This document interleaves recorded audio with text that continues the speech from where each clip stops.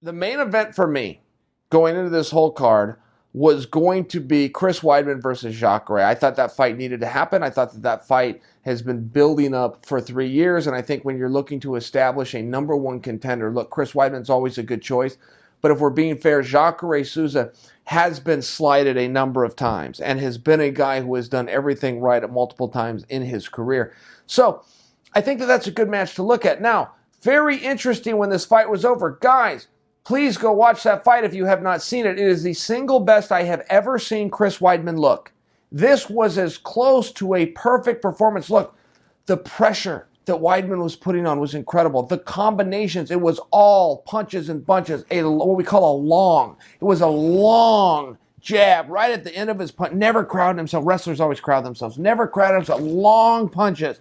Sometimes 2 of them. Sometimes followed by a cross. Sometimes a fake jab followed by a cross. Sometimes a jab followed by a hook. Sometimes a jab followed by an uppercut. Sometimes a jab followed by a knee. It was jabbing all night long. I mean, look, if you are a boxing guy, if you love boxing, you understand the importance of a jab. We just don't see a lot of guys do it in MMA because it is a rare skill. Chris Weidman was on fire. He's mixing in some leg kicks. Everything was going well.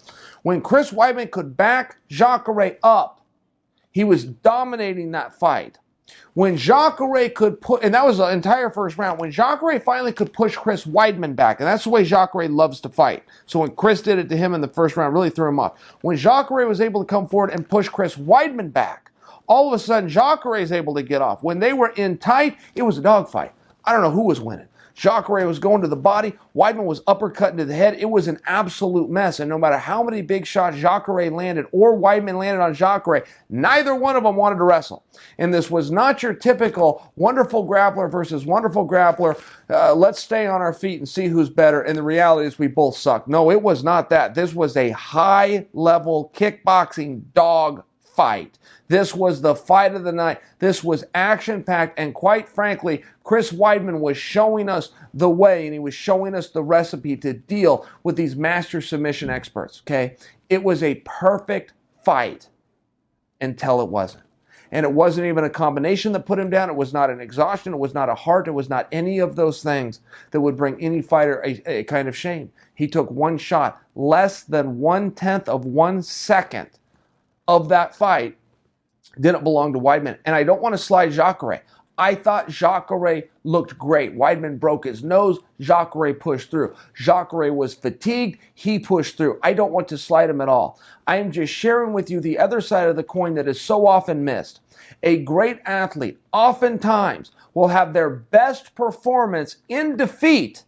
That's the part of the story that never gets looked at. There is nobody that's going to watch that fight, see that Chris Weidman that was out there and go, oh, that's the guy I want to fight next. No way. It was a great performance from one of the great fighters the sport's ever seen. And I think that Jacare most certainly deserves his due as well. That is not my message to not deliver that for you. I'm just telling you because I hear this dialogue so many times and I just want to stop it right now before it gets any ground. So many times somebody will look at a former champion like Chris Weidman. They will look at their record. They will see a couple of defeats as they're getting a little bit older, which happens to all of us each day, by the way, and decide, okay, this sport isn't for him.